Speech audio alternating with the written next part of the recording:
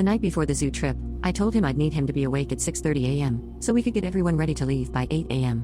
He said he'd set an alarm and we went to bed. My alarm went off at 6:30 a.m. and I got up, while my partner kept sleeping. I decided I wasn't going to wake him this time and continued getting the kids ready. At 8 a.m., he was still sleeping, so I loaded the kids in the car and we set off. We arrived at the zoo at 9:30 a.m., and his family asked where he was. I mentioned he was still in bed and chose not to come. At 10:15 a.m., I got a phone call from him asking where everyone was. I said we went to the zoo as planned, and I waited for him to get up but he never did. He got really mad and told me that I should have woken him up like I always do, and said that I caused him to miss the trip. He then called his mom and complained to her, who yelled at me in the middle of the zoo that I was being unfair and that I should have given him a shake to let him know he needed to get up, and that I was about to leave. My mother jumped in and said it wasn't my responsibility to get him out of bed, and that he needed to take responsibility for himself.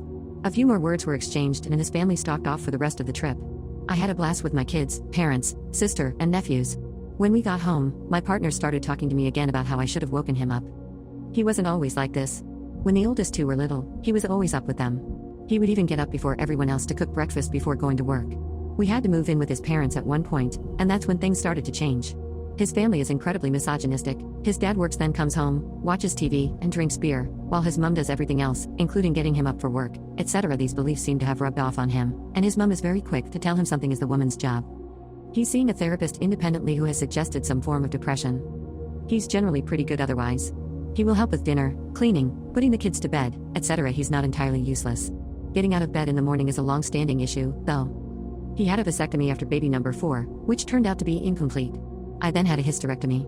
Update 1. The morning after this incident, my partner got out of bed when the kids did and took the older girls out for breakfast. Later, I asked him if he'd be willing to read my thoughts and he agreed. He was very subdued afterward, and didn't say much except to agree that he was in the wrong. He took off work the next day to see his GP, and was started on antidepressants. We had a long talk.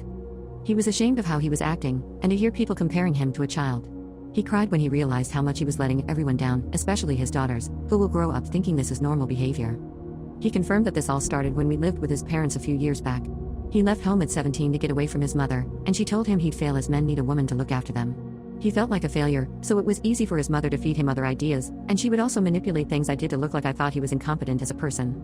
For example, I'd tell him to relax and I'd handle the dishes, and his mother twisted it into me thinking he was incompetent. So she said he should just stop helping at all. He'd wake up feeling useless, and she managed to convince him that he was unhappy because I wasn't taking care of him the way a wife should. He decided to go no contact with her, which didn't go well. She cried and told him he was a horrible son for abandoning his mother, and that I was trying to control him by forcing him to do it. He blocked her, but she just used different numbers to continue calling him. After a week or so, he ended up changing his number, and we haven't heard from his family since.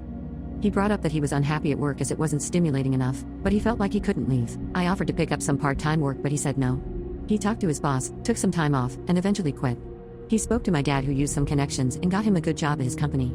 The new job is a primarily work-from-home position, so he is able to help with the girls more and has more free time. He can take the girls to school and watch them play while he works, which they all enjoy.